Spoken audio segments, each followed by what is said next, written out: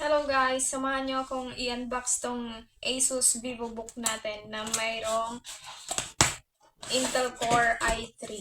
So, yung box inclusion niya, ganyan siya. Ito yung yung laptop natin.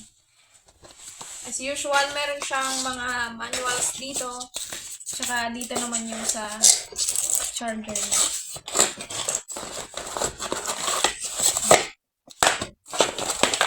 So, meron tayong AC adapter dito which is merong output na 19 volts and 2.37 amps and 45 watts. So, ito po yung itsura ng ating Asus VivoBook E150 4G.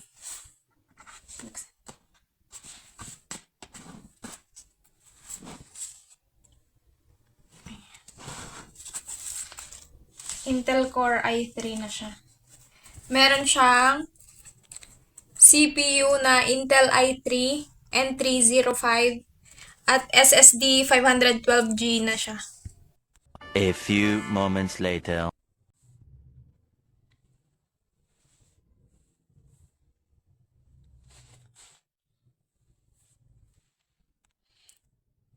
Yung operating system pala na naka-install dito is Windows 11 na.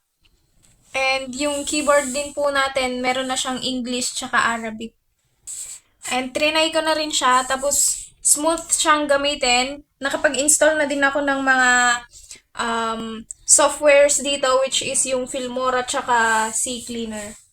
And based on my experience, yung resolution niya maganda naman, tsaka yung graphics, tsaka smooth siya, mabilis siyang, hindi siya yung naglo-loading lagi. So, ayan.